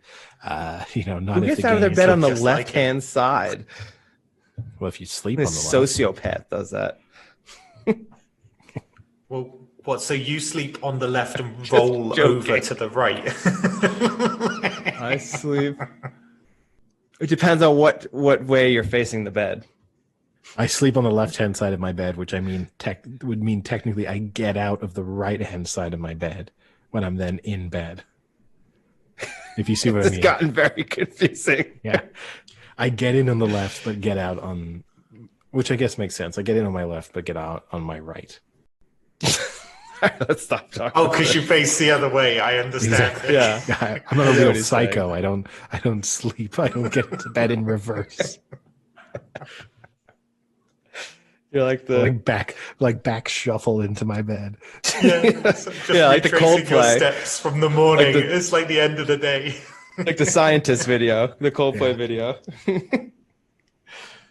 So the only other thing I want to bring up that Eddie and I were talking about off the podcast is benching Tua, because I just think that is one of the dumbest things you can do, where you took out Fitzpatrick because you said Tua gives us a better chance to win. Now, I argued against that, but that's what they wanted to do. If Tua gives you the better chance to win and he's a rookie and you say, well, he gives us a better chance to win and we want him to develop because obviously he's going to be our franchise QB, you then don't 2 weeks later or 3 weeks later take him out of a game that you're losing, because you then even quoted as saying, we think Fitzpatrick can give us the better chance to win at the end of the game. Then why are you putting Tua in the first place? One, that's just dumb logic. And two, he can say all the right things, but there is no scenario where Tua goes home and feels good about what happened and shakes off the fact that he was benched just because they wanted to win the game. Because as a rookie, no matter what, you're going to say now he's going to be looking over his shoulder every week. Like if he throws an interception in the second quarter, is he going to start thinking like, oh shit, I have to really tone it down now because if I throw another one, I might get benched. And that's not how you want, especially a guy like Tua, who has a lot of great plays off of instinct. That's not how you want someone like that to play.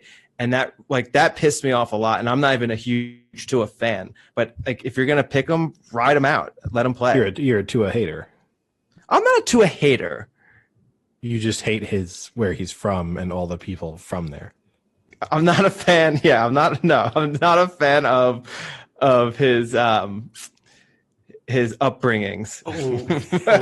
Oh my God, that could have been. Why didn't you just say you're not a fan of people from? Why that was worse.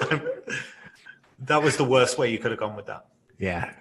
I'm in total agreement with you. I was, because it was a game that I wasn't keeping that close of an eye on at the time. When I saw, I'd assumed he was injured. Like that, to me, that was the only thing that made sense. So to then find out that he'd been benched, I don't get it. Now, I don't know whether they feel good or bad about the fact that then Fitzpatrick on that final drive throws the interception. Because obviously if Fitzpatrick had driven them down, tied the game, goes to overtime, wins the game, then Fitzpatrick has to stay as the starter. Like you can't then re-bench Fitzpatrick. Whereas at least now it opens it up for like, things weren't going well for Tua that day. We benched him. He's back in. It's his job though. Yeah, they already said he's starting again. Like there's no QB controversy supposedly. Yeah, but you're right. How he'll feel like there's at least some leash on him as to how short or long it is. Who knows? But it's not like, Patrick Mahomes is never worrying like, well, if I have a 4 interception game, they might bench me. Yeah, no, agreed. It's just, yeah. And I still believe Fitzpatrick, I think does give them the better shot to win. I mean, that was a game there where you needed a QB to try and make plays and Tua could not do anything. And maybe a year from now he can, but right now it doesn't look like he is a QB that can lead a team. He's a QB that can manage a team. But yeah, that was not a smart play. Yeah, I guess we'll have to see. I guess that kind of will save the rest maybe for the predictions on Wednesday. I guess the other reaction to the big sporting events of the weekend, where Manchester City lost to Spurs in the biggest match of the weekend in Premier League football, which obviously I thought that City were going to win. And my reason for thinking that City were going to win is because I thought that Mourinho was going to do what Mourinho does and park the bus and be too defensive. He did park the bus. They were incredibly defensive. And City just, I'm not going to say couldn't break them down, but couldn't score. because they had opportunities to score. So it's not as if they just couldn't sort of actually breach the defense. But I don't know how to feel. I mean, I think we can basically rule out City winning the Premier League. I think that seems highly unlikely now. Now, whether or not Spurs now are serious title contenders, that bit I don't know. I mean, what's their record now? Like 6-2-1? Same as Liverpool, right? It's too early. It's too early to be saying everything you're saying. The problem for Man City, though, is that this inconsistency that plagued them last season doesn't seem to be going. So based on a season and 10 games worth of data with this team, it's not looking good for them putting up any sort of momentum here to do anything with it. As for Spurs, I said last time, I need to see more. They beat Man City, and Man City weren't clinical enough, but also they gave Spurs, like, the forward line, whenever they did get the ball, they gave them a lot of space. Yeah. It was just stupid. It didn't make any sense that they weren't pressing the most dangerous part of the Spurs team, but they were just allowing them to play whilst not really doing their own pressing either. It was a dumb performance. It was a dumb piece of management, I think, from Guardiola. But the thing that I thought, I was going to say that the stat that I thought was pretty crazy was through this time last year, City had scored 27 goals, and this year they have 10 in the same amount. This is Guardiola's worst. This is Guardiola's worst start as a manager. Like, regardless of where he is, Bayern Munich, Barcelona, City, this is his worst start by a mile. And I just don't think it's... The problem for Man City, though, is... the only saving grace for Man City is that Liverpool do keep getting injuries. And there doesn't seem to be... Like, they're not going to be Liverpool last season. They're like the Niners. Seem to be it's going to be unpredictability. But I didn't appreciate Klopp. Did you see his comment, Eddie, or maybe Frank? He basically said to BT and Sky, you've got to sort out the fixture list because we're only going to end up with 11 players. It's like, pretty sure last season, you're basically saying that other teams need to manage themselves better with the injuries. They got lucky last season with the lack of injuries. They're not lucky this season. And Klopp just bugs me. If it doesn't, he's this kind of happy manager, isn't he? He's happy when it's going well and he's got stuff to say, or he's like that laugh off kind of guy if VAR goes in his direction. But the second it goes against him, he just comes out fighting, and it just bugs me. Yeah, I mean, the only thing I get from the Sky and BT Sport and BBC or Amazon, whoever is covering the games at that particular time, I understand the Champions League, mixing the Champions League kickoffs with Premier League. You don't want the Wednesday night early. You don't want the, as we discussed a couple weeks ago, with the Saturday kickoff. That bit you don't want, but I don't really see what his complaint is this time. Like, okay, they played Sunday evening, but they don't play again until Wednesday evening at home. So I don't really understand the issue there. Not to pull the Frank on the City Spurs match in terms of like trying to spin it like how the Jags could have won. But I do think it's one of those games where the early Spurs goal just completely changed the complexion of the match. And it did set it up perfectly for Spurs to just go, okay, now we'll sit back and try and absorb pressure. And we're not too scared of what this City team is going to be able to. Admittedly, a City team that's missing a few players and that Sterling didn't start and, all sorts of things. I mean, they desperately need a forward. This is clear. I'm sure in January they'll address that issue. That they desperately need someone to score goals and lead the line. Having this team of 5'8" quick, nimble players, a full team of them, just doesn't work in the Premier League. It just doesn't. I mean, just going back to it, I get what you mean about the kind of swing as well because of that VAR, I guess, is another talking point of this weekend. But it wasn't like a single controversial decision. There was everything right and wrong with VAR happened this No, I didn't mean specifically VAR. I just meant Son scoring in the first 5 minutes. That's what I mean. Oh, I just meant overall as well with that decision as well. Like those kind of swings matter in football, probably more.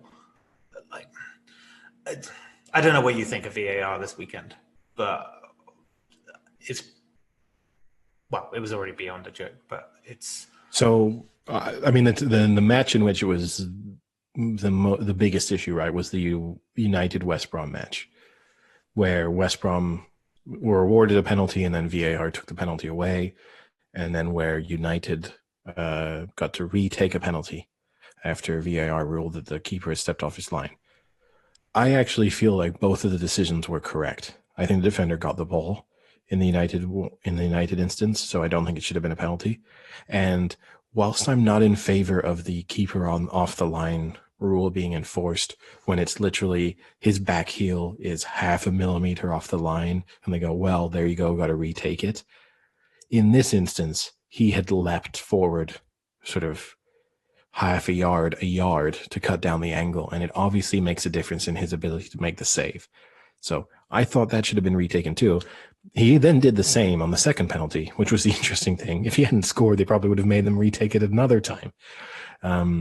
But it bothers me, like De Gea had the one against Crystal Palace, I think in United's first game of the season, where they made them retake the penalty after he was literally, I mean, you'd have struggled to have put a piece of paper between his heel and the line, and they've decided, well, yeah, okay, this one you got to retake.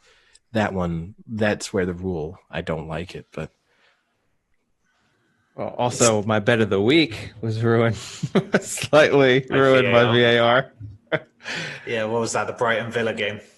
Yeah, Villa had a chance for a penalty, and then they VAR'd and overruled it. Granted, there would have been 1 minute left after that for them to score another, but Brighton were down a man. So there is a tiny scenario that it could have happened. My bet is now voided because of that VAR ruling. Yeah, okay, you blame that. Yeah. But for me, what bugs me the most is this concept of the marginals. Like you say, like the De Gea one was against Palace, right? Like the opening game, and you put a piece of paper between it. It's a marginal call, but they gave it. Letter of the law says you give it. Matip's against Leicester. Like, how is that not? That's actually one of the most clearest handballs you'll ever see. The guy is looking at the ball. He lifts his arm outwards, his left hand, sorry. So it's not even like it's hit like upper part of the shoulder. He's hit, like he's pulled out his arm. And it's not given.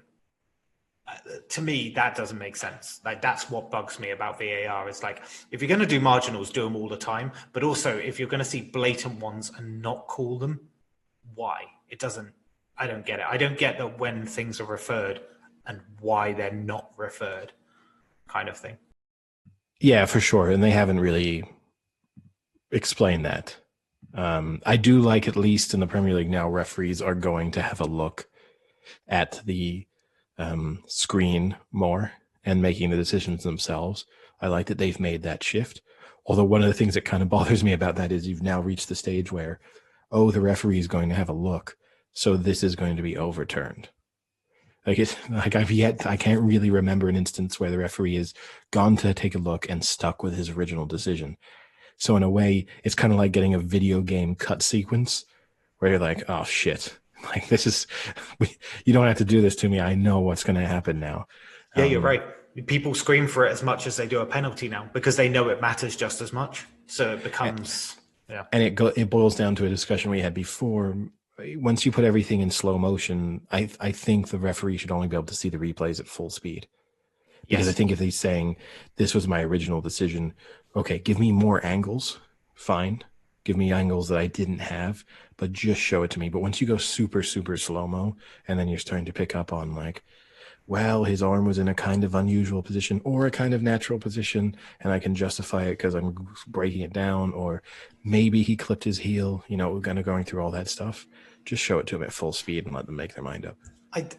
I actually don't mind it being slowed down. Like in rugby, obviously they slow it down as well, but I want them to do it the way they do in rugby, where they have it on the big screen, because every Premier League club has the big screens to do it. And you hear the referee explaining the process. Put them on the spot. No, it would be so different though, because in rugby, people are just kind of like watching Courteous. and You would cheering just be a little hearing bit. swear This would just be words. like wanker, wanker, wanker.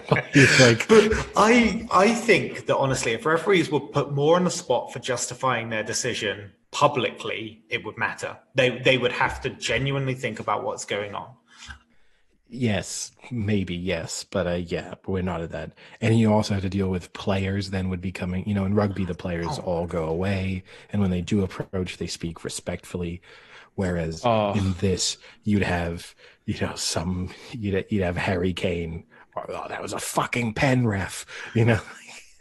Which the ref wouldn't be able to see the big screen because there'd be 7 players standing in front of him, just like pointing at the screen, like getting in his way, screaming. Yeah, I mean, that obviously sucks for football, doesn't it? That's more of a, that's not a point against it. That's a point against football.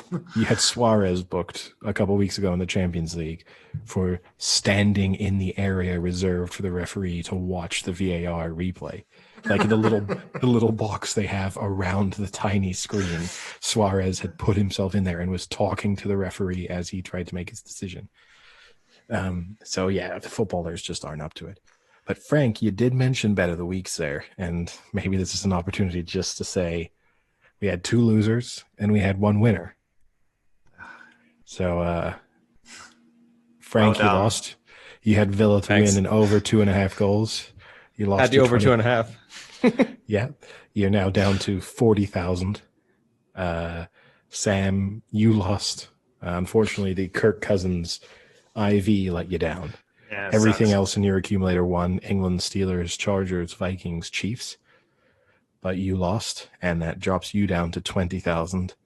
And I won because I had the Steelers, Chiefs, Saints, and Chargers, and that bumps me up to my 23,900, and now I'm up to 135,725. Nice. I'm going to be getting a loan out of you soon. Yeah. I'll bet my Peroni and calamari on it. Yeah. Stop betting the things I have, like a watch. How much is that worth? Is that worth 10,000? Yeah, exactly. Your kitchen cabinets on this one. And then I guess that's a way of us saying England in the rugby looked dominant against Ireland. Our house. Which was interesting. Elsewhere, France beat Scotland. Also saw a really interesting match in the Georgia kept Wales close. Yeah. Well, scoreline close. It was never really in doubt, but scoreline close at least. Closer than you'd think. In the Rugby Championship, which this year is now reverted to calling itself basically the Tri-Nations because South Africa are not taking part because of COVID, whereas Argentina have moved base to Australia and New Zealand for 4 months. Australia and Argentina had a tie in a not very thrilling match. So overall, rugby back in full swing, quite interesting, and we'll probably start covering that a little bit more as we get towards the Six Nations. Making a name for themselves at the moment, beating the All Blacks, time with Australia. They're doing things a bit more consistently. But the problem with Argentina down there is because they've got to deal with 3 really good sides. It's not even comparable with like Italy and the Six Nations. Like Argentina are good, but it's just a shame that they're always spanked. Like when New Zealand get going, for example. Yeah, you know what's going to happen to them in the World Cup. That's the thing. Yeah. They'll be found out when it gets to that level. But yeah, on the one-off match, they can hold their own, but they can't sort of compete over the length of a full tournament. Also, it was interesting. Barcelona lost to Atletico Madrid. Continued their kind of indifferent start to the season. And they're 12th, aren't they? Yeah, they're getting a lot of flack because Spanish teams are required to send 1 player to meet the press afterwards. Same in international football, for example, same rule applies. And Barcelona chose to send not Messi, not Griezmann, not one of their sort of established players. They sent a teenager who was playing in the match, so it wasn't like totally out of character, but still arguably their most inexperienced player. which I think probably says a lot about the characters within the team. And I always thought it interesting in the like Messi versus Ronaldo debate. I think you would have had Ronaldo out there. He would have maybe been firing back at the press, but I think he would have been out there representing the team. And the fact that Messi kind of was like, no, so screw this, I'm going home. Let this kid take the hit. It says a lot about him. Yeah. I've usually, for a long time, stood on the kind of Messi-Ronaldo debate on the side of Messi. But in the kind of latter years, the twilight part of their careers in this, it's kind of feeling like movie. it's going the other way. Better book, though. God. Oh my days. Yeah, I've been more leaning towards Ronaldo now. Seeing those half rumors that keep coming out that he might be returning to Man U for like his final years of sorts. He's not dying there, but playing. Yeah. Do you have news that we don't? Just, I also thought it was interesting. I saw Zlatan Ibrahimovic tweeted today. I don't know if you saw, but David Beckham signed a big deal with EA. Yeah, so that he's the FIFA. been included in FIFA. For a £40 million deal to get himself included in FIFA 21. And obviously Zlatan and a number of other players have seen this and kind of questioned why they don't get paid to appear in the game. And so Zlatan tweeted out this kind of like, so not specifically referencing the Beckham story, but clearly this is the only reason why he would be doing it. But like, I don't remember getting any money from FIFA. I don't remember consenting to having my image and name used in the video game. How come I've never been given any money? This is going to take some investigation.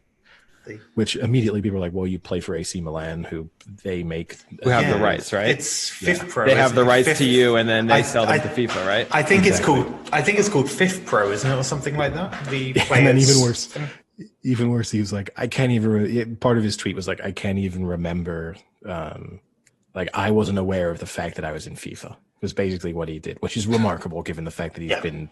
Most people wait for their attributes. Even worse. There's a picture of him holding his FIFA card because like his attribute card or whatever. They do the promotion where they like send them the attribute card. So there's like the FIFA 17 picture of Zlatan at the training ground holding his like FIFA attribute card. So I mean, Zlatan's interesting, right? And sometimes makes some valid points, but this one just seemed a bit dumb. By the way, that 40 million leading deal, his team this year. That 40 million deal, like FIFA 21's already on offer. So it's like you spend 40 million, then cut the game in like 40% like discount. Yeah, I mean it's remarkable, right? Because that's more than it's more than any contract he ever signed as a football player. So it's I saw that. That's crazy. And he did fundamentally nothing. Oh, that's a little harsh. No, I think he means to be in FIFA now. Not he didn't do anything in his career. I think he means in his career. No. I mean for this 40 million. Like FIFA have turned up and they've said, let us just do some, animation of you, and we'll do everything else. Yeah. No, to me, it kind of blew my mind. I would have assumed because they've had old players in the game for years. And I don't actually play Ultimate. I don't play Ultimate Team, so I don't kind of get exposed to that aspect of the game. But I'd assumed Beckham was in it, to be honest, because I just thought all recent players were.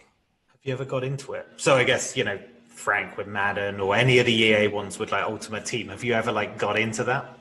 No, not really. To me, it just feels like you have to spend money, and I don't want to. Yeah, You'd rather lose it on the Vikings. If it's a choice between losing it on the Vikings or spending it the same amount of money on virtual cards that I then get nothing for, pretend to unbox and they pop up in front of me, and then I lose to some 12-year-old in Thailand who doesn't even own a pair of shoes. then yeah, if those I are don't know why I But- heard that's parachute. Wait. But using that same scenario, he will spend money on gems to build up his civilization in Clash of Clans to still lose to I a never spent money. 12-year-old. No. Did you Thailand. ever spend? Like, I I remember never joining spent- Oh, Eddie that used to late on. spend hundreds, That and then he is would such say a like, lie. "I'm not spending anything. I just got like 1,000 gems. I just found them." No, that was JP. Don't mix up the stories. Don't you dare. I'm not mixing up the stories. I never spent any money. The only time I can be accused of kind of spending money is when we did the Christmas gift to each other. So we each, so that And way he it wasn't. gifted himself 100. What did you do? I didn't do. Frank is just making this up. This is. I should be suing you over this, This is fake news at its finest. but actual fake news. But no, I've never done that. But hey, big for all our Football Manager listeners who are disappointed that since that interview we've not covered any Football Manager. But tomorrow, It's out now? well, at midnight tonight, I think, is released. So when people are listening to this, yeah. it will be out. What time is it now, Eddie? Oh yeah, it's true. It is. Yeah, it's true. It is out now.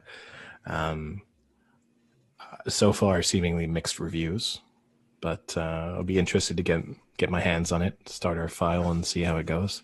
Yeah, I mean, just to put one note on it, you got to give them some slack. I mean, you were COVID; like they weren't allowed to get out there and do the scouting that you would usually do. And Do you though? I don't really understand why. See, to me, it would have made sense if they'd made no match engine improvements and stuff like that. That aspect of it seems understandable, that they were working remotely and didn't have access to certain things. But when it comes to like basic improvements in the game, seeing as this only set in March, and you would imagine that by March you're already significantly into working on, like I would assume you launch in November, you're immediately onto the new version, right? Like, so you're 6 months into it by the time everything goes remote, and they're all working on computers. It's what the job is. yeah, but there's other games that have been delayed because of COVID, so you got to give them like Yeah, some because they're all break in the lazy. game. They're lazy bastards. Brilliant. Okay. All right. They're releasing Wonder Woman on HBO Max on Christmas Day, so we're all good. That will not be delayed anymore. Which would you rather watch, Wonder Woman on Christmas Day or the NBA lineup of games? Oh, Wonder Woman. That's not even a question. Because first off, I really enjoyed the first Wonder Woman. I thought it was good. So I assume this one will also be good. And second of all, I watch 5 NBA games a year anyway, so it doesn't matter. What part of it was good? The Wonder Woman movie? Yeah, I mean, was it the part where they used like a World War II plane to take down the God of War? Like, what was the good That was bit? part of it. I thought it was well done. It's way better than any of the other DC movies. Up to that point, it was definitely the most. So you were Okay, on one. board with an Amazonian woman who would yield a truth of lasso or lasso of truth. Yeah, That was all fun. okay. But the minute Yeah. they took down the God of War with a World War II plane, that's where you cried foul. Oh, no way. Yeah, you can't like. There's nothing real about an Amazonian lady with a truth lasso. At least there was World War II biplanes, like planes. Hey, maybe not. Maybe this is a podcast that doesn't believe World War II ever happened. This is part of us getting our Royal Ascot sponsorship deal. We've got to become Holocaust deniers. Hey Eddie, Lions didn't do much during that time. Exactly. They had to shut the Lions down. They know that the Lions have a truth lasso, and they knew if they'd let the Lions play on Thanksgiving, that post game one of them would have been like, "This war is fake news." So they had to shut them down. They had to cage the Lions for 5 years. I think there was a ton of fake. It's called propaganda in World War II. No, fake news sounds better. Just, it sounds so much more sophisticated to call it fake news. Oh, breaking news. U.S. President Donald Trump accepts the formal transition to Joe Biden's White House can finally begin. Oh, I thought you were going to say Ingram and Dobbins tested positive for COVID. No. Because that's bigger news because they play in 2 days. I mean, is it bigger news? For this podcast, yes.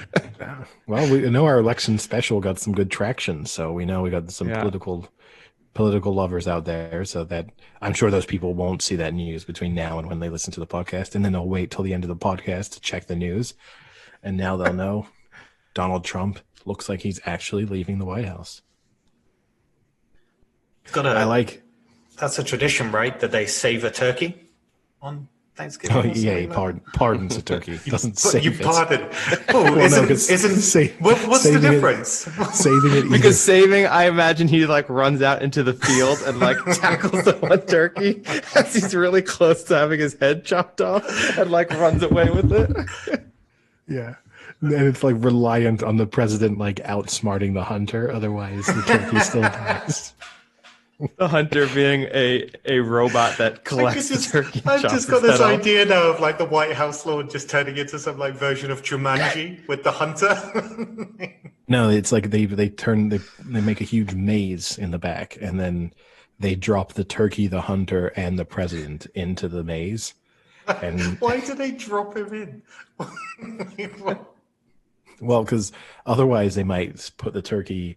They got to put the turkey in the middle. It's not going to know what it's doing, right? So you can't just put it in front of the entrance to the maze and hope that it keeps going deeper into the maze. I honestly think this is a TV program, like a top-down view of the labyrinth, and just watching a hunter, the current sitting president of the United States, and a turkey, and just seeing what happens for like 24 hours. Wait, 24 hours? Why would it take that long? How big is this maze? It's a big maze. It's huge. I mean, put it this way. It's the biggest maze I've ever seen. I think if you did this, it would have more viewers than the three Thursday football games combined. Okay. Now, does he have deadly weapons or like tranks? He's like the hunter in Jumanji. So he's in the old-fashioned safari garb, and then he has like that musket that has the. But those are real bullets. They're not tranquilizers. Like a blunderbuss kind of thing, where he's got to load it with gunpowder. Yeah. Yes. Yeah, See, yeah. that never made sense to me. But... And the president is unarmed. Oh. He can call in one drone. Like it just rain hell. And what's the turkey got? Nothing. Wow. Turkey's got one chance to live. That's what he's got. And it's dependent upon the president. What if I told you one turkey, one president, one hunter could change the shape of sports landscape on Thanksgiving Day? Stay as handicap.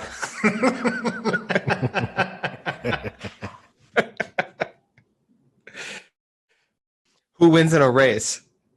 Donald Trump, a turkey, or the hunter from Jumanji? But the hunter has to carry the elephant gun and he's dressed in his attire. The hunter. I mean, the thought of Donald Trump. Okay, who gets second? The turkey. The turkey. You're right, Sam. I can't picture Donald Trump running. Like, I can't actually picture his body making the movements to run. I could picture Joe Biden because he did that strange thing when he took the stage after he said that he had won the presidency and did like a 10-second jog down the stage and then just stopped and walked the rest. I can picture Joe Biden. I think it's a coolness thing. I think I can picture every president apart from Donald Trump running. Whoa, FDR? George Washington? I can picture FDR pre-polio. Yeah. Oh, okay.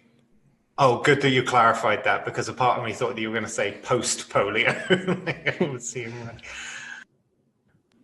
I would be less surprised if footage came out of FDR running in 1943 than footage came out of like Donald Trump going for a jog. Have you seen that Family Guy where they've got FDR and he's like on the puppet strings as he's been moved along the stage? All right, how about this? Who wins a race, Trump or Merkel? I can see Merkel running. Yeah, and therefore Merkel wins. Yeah. The thing is with Donald Trump, I feel like his arms would be doing like a shuffle, like rather than an actual run, there'd be more like a weird, like. Plus, even when he stands, he kind of like leans in this. He doesn't look like he has good balance. So the idea of making himself run, I could just see himself. I could see him fall over. God forbid it's an incline. Forget it. Oh yeah. Whereas Merkel, you could tell me she like goes for a run, like 4 times a week. She's an efficient runner. She's German, super efficient, good form. Exactly. When Merkel runs, does she do the pointed finger run, or does she clench like in a fist? Pointed finger. For sure, pointed finger. Yeah, she's focused. And she's she dead on focus. But she keeps her left arm kind of down, and then she just swings her right arm pointed up really high in rapid motion. Oh my God. Oh boy. Oh no. Well, on that racist note, I think we call it a day. All right, boys. I'll talk to you later. See ya. Hurry up.